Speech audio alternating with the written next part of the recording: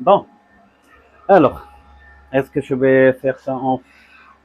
Allez, si, je le fais en français. Alors, je vais l'appeler la cuisine rapide, parce que jusqu'à maintenant, j'avais tout nettoyé et désinfecté. Et alors, là, il est 1 heure. Effectivement, il ne reste pas beaucoup de temps pour... est-ce que... attends, hop, si, si. Ouais. Alors, du coup, il reste pas beaucoup de temps. Parfois, bon, on est vendredi. Vendredi, je me suis rappelé, il y a,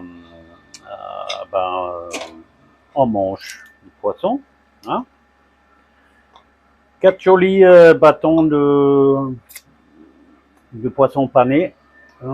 Contrairement à leur réputation, je trouve que c'est un poisson qui est encore relativement sain parce que il n'a pas subi comment dire,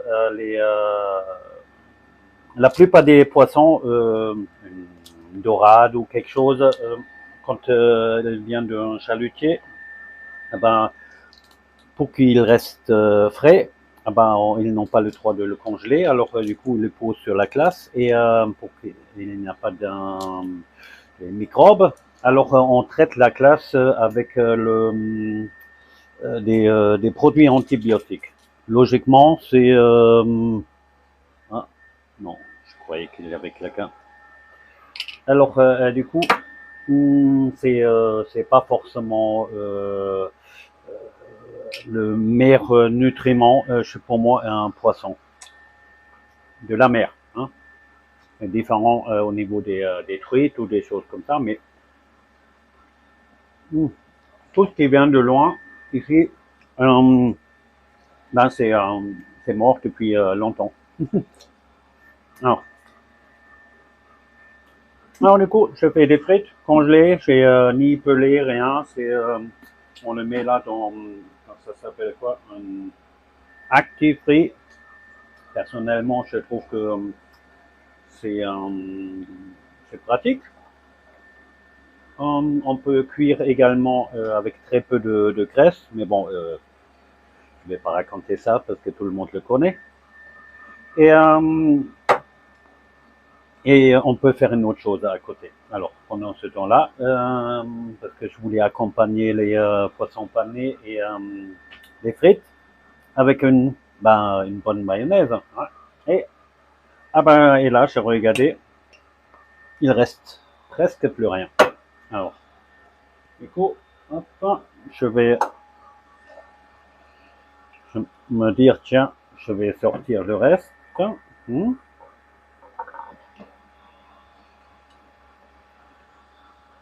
Hop. Et celui-là, j'ai fait la semaine dernière. Hein, ça se conserve sans problème parce que avant tout, c'est l'huile. Hein. Alors, je nettoie au mieux. Idéalement, on devrait, le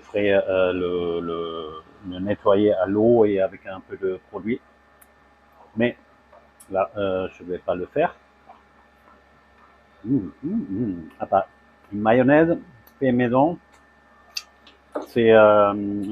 on dit quoi? C'est une tuerie. Ouais. So, ah, aujourd'hui, Météor, une bière française. Hop là. Parce que quand on cuisine, il faut toujours prendre du temps. Ah ben, là, j'ai des soupocs, non pas des soupocs, des verres en cristal. Hein, et logiquement, il n'y a rien qui passe ici dans un lave-vaisselle parce que moi, avec mon nez, j'arrive toujours à détecter quand un verre sort de lave-vaisselle. C'est euh, c'est un produit pour le rinçage hein, à la fin. Alors, quand on regarde un peu de plus proche, ah bah c'est un produit qui est vraiment pas du tout bien pour nous. Alors, on sous-estime ça, mais c'est les verres qui sortent de la vaisselle. Elles ont l'air bien super propres. Ouais. Et quand on sent comme ça, il n'y a rien. Par contre, on met un liquide dedans. Ouais. Alors, hop, là. Ça, c'est une Météor Bio Ale. Légèrement ambrée, une belle mousse. 5,9 volts. Bon, allez. On va d'abord trinquer. Chin.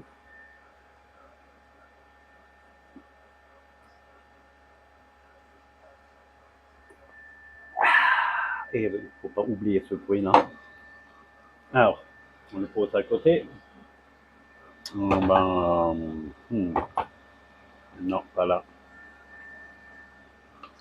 Ah ben, on le pose là. Et pour qu'il n'y ait rien qui tombe, on ferme le couvercle. Très pratique des verres comme ça en été. Parce que c'est quand il y a des mouches et surtout pas boire dans une canette comme ça, hein, parce que très souvent il y a une guêpe ou quelque chose qui rentre et ça arrive beaucoup plus souvent qu'on croit. Alors, maintenant, je voulais montrer une façon de faire la mayonnaise comme c'est quelque chose que j'avais appris que l'année dernière, hein, parce que avant, je faisais effectivement avec une fourchette et moutarde, machin, ou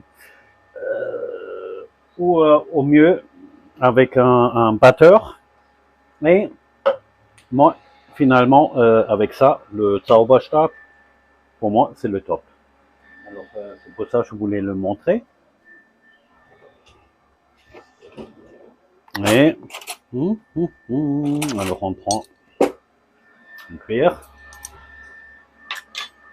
et je mets. Moi, j'utilise la Mora ou ah non, c'est Rustica. Bon, moutarde de Dijon. Eh ben, soyez contents si vous avez encore un. Hop. Alors, hop. Oui, à peu près 2 cuillères, je prends.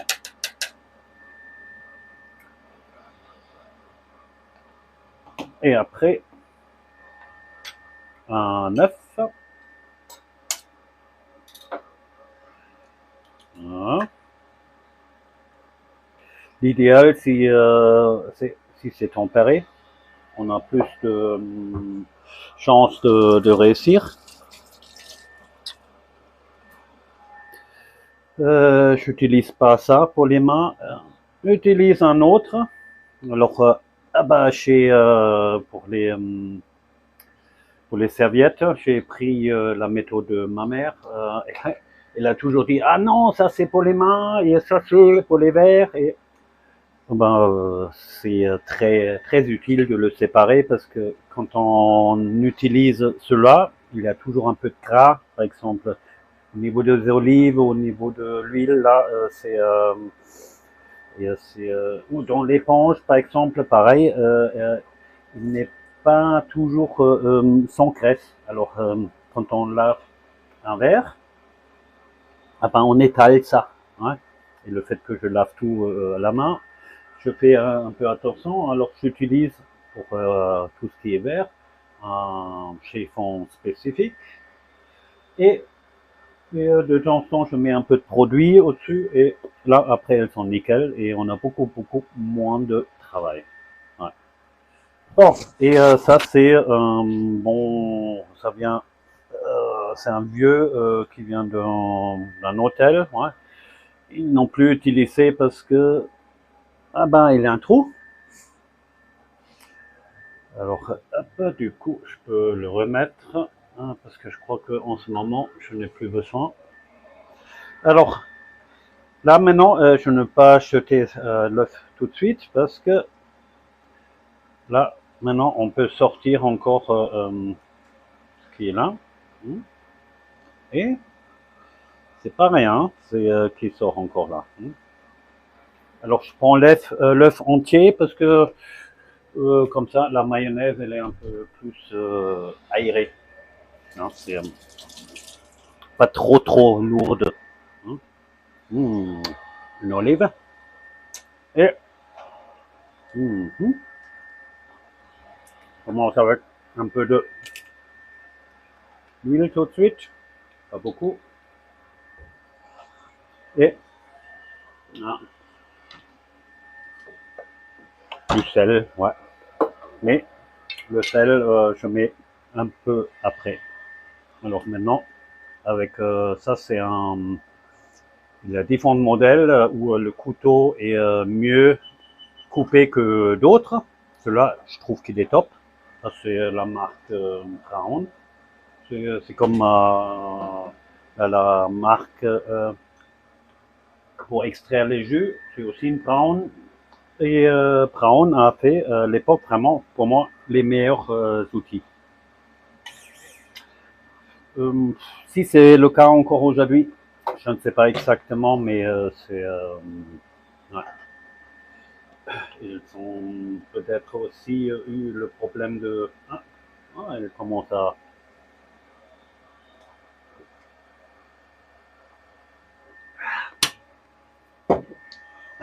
Vous connaissez les vidéos sur Facebook? Il y a un truc où on montre là maintenant, c'est. On va verser de l'eau sur quelqu'un, ouais. Et après on regarde, et après il y a encore un petit truc là derrière, hein, finalement, ça dure des heures et des heures, des vidéos comme ça, et je crois qu'on peut occuper les gens, et comme ça, au moins, ils n'ont pas le temps de réfléchir à une autre chose. Ouais. Là, vous écoutez maintenant une vidéo sur la mayonnaise, ouais. Et je bats la mayonnaise, mais non, pour l'instant pas. Mais non, je plaisante, c'est pas du tout comme ça. J'essaie d'être bref, malgré que c'est pas mon point le plus fort. Hein, parce que quand on est trop bref, ah ben, on peut pas dire les choses qui sont importantes. Ah, c'est mon détecteur de l'air qui détecte quelque chose. Je ne sais pas, soit c'est le CO2 qui est trop, ou les formaldéhydes, ou le VOC. Les organiques, volatiles, non. Bon, vous connaissez. Euh, je ne sais pas, il fonctionne grossièrement bien cet appareil de surveillance de la qualité de l'air, mais c'est pas si dramatique non plus. Hein, ouais. Si c'est un tout petit peu élevé. Alors, en attendant, parce que là, les, hop là.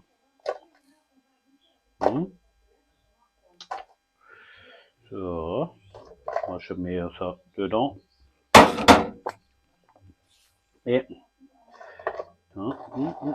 peut-être je vais poser ça en bas. Et allez, encore un peu d'huile parce que moi j'aime bien. Hop. Et encore sel. Ou non, sel, je mets tout à la fin. Allez, je mets encore 8 minutes. Alors, maintenant, on revient à la mayonnaise.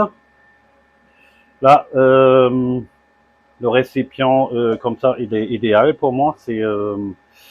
Ou sinon, pour d'autres choses, j'aime bien des grands bols. Hein. C'est un équipement aussi de la cuisine. Et là, on peut faire par exemple comme ça. Hein. C'est quand on a un pesto à faire ou quelque chose. Le pesto marche nettement mieux là-dedans que dans un truc comme ça. Mais pour la mayonnaise, c'est ça. Et ceux-là sont bien parce qu'ils ont un double paroi. C'est avec un isolant. il y a Johan là-bas. On a dit toujours, on tape pas comme ça tape sur l'oreille. Parce qu'il a toujours cuisiné et après il a fait tac, tac, tac, tac comme ça. Et j'ai trouvé ça rigolo, mais bon. Alors, bon, et là, je, alors, je malaxe un tout petit peu et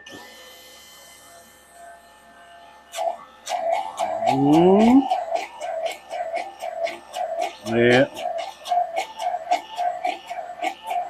si on veut, on peut mettre aussi la mayonnaise, hein, de l'ail, ou faire une aioli. Une aioli, ça se fait sans, sans œuf. Hmm. Alors là,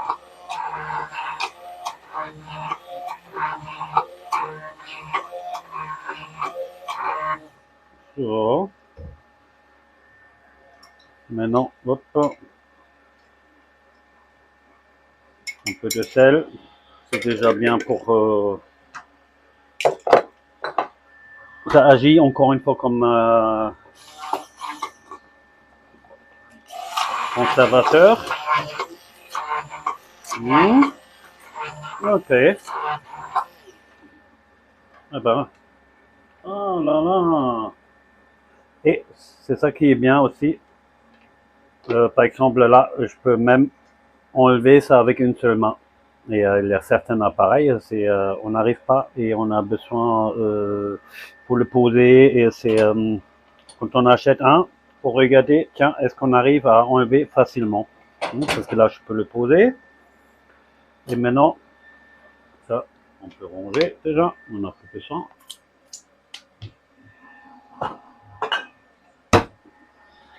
La bière, hop. La moutarde non plus. On prend encore une olive.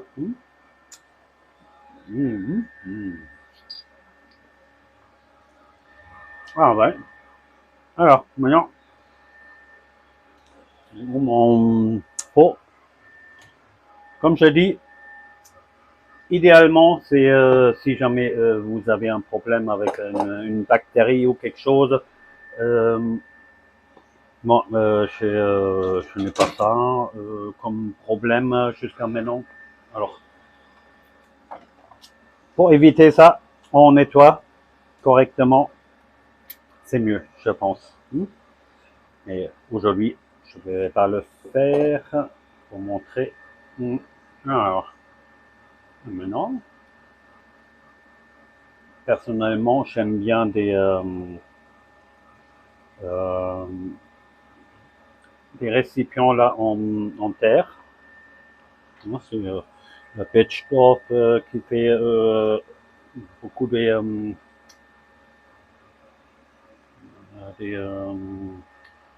des récipients pour la choucroute, pour le lait, il avait une raison, c'est parce que pour les conserver, je crois que ça doit faire une réaction. Hein. Laquelle exactement, pour l'instant j'ignore, mais je vais essayer de faire une petite recherche ou si vous savez pourquoi. N'hésitez pas de me faire un commentaire pour dire pour quelle raison on utilise ça. Pour les confituriers, par exemple, on utilise également du laiton ou du cuivre, par exemple pour le brassage de la bière, parce que les champignons, les bons champignons, ils adorent ça. Hein. Alors, l'inox, c'est peut-être stérile, ouais, mais ouais. Ah ben, ouais, hop là, c'est une, et là, je peux vous garantir, cette maillot,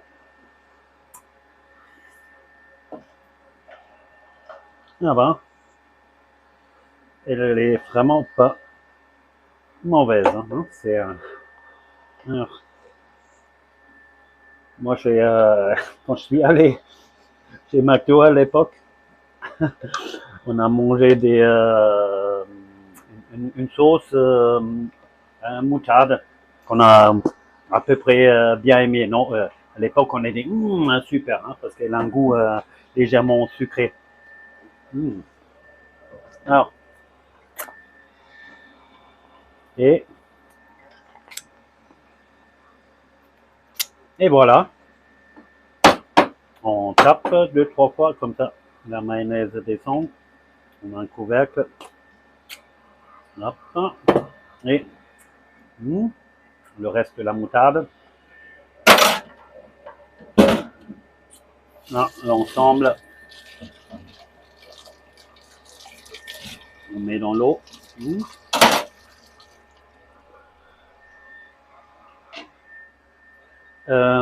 Oui, du coup, on a. Aïe, aïe, aïe. Bon, il y avait un accident. Mais bon, c'est pas grave. Je le sais. Maintenant, schnelle Küche, manchmal. Les, euh, les 4 bâtons de poisson avec le bras qui tourne, ah ben, ils n'ont pas résisté. Alors, du coup, ah ben, c'est un peu mélangé avec les frites. Du coup, je vais ça. Ah ben, ouais, je vais mettre la mayonnaise, je vais tout battre et mettre dans un pot et écrire Alete. Alete kotzt das Kind. Bon.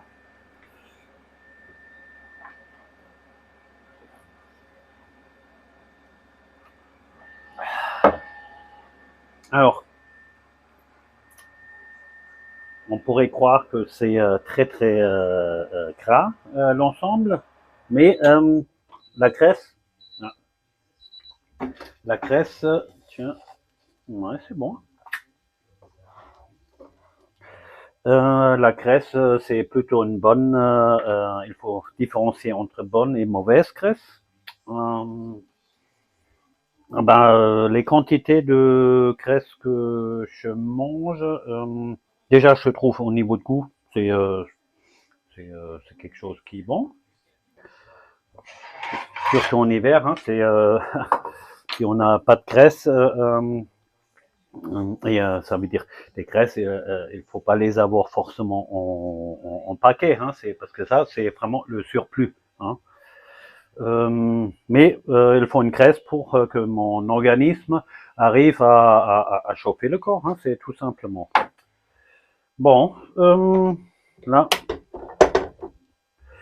c'est initialement, j'ai pensé, je vais faire un truc là avec Rain Man, comme dans Rain Man. Ah non, merde, maintenant je le dis. Je voulais imiter une scène que j'ai adorée dans Rain Man. C'était où Tom Cruise est avec l'autiste et oui, Dustin Hoffman qui joue ça. Et là, par exemple, c'est aussi une bonne graisse. Hein, c'est la mayonnaise. On a envie de croquer après. Hein. Alors, qu'est-ce que je voulais dire avec Rain Man?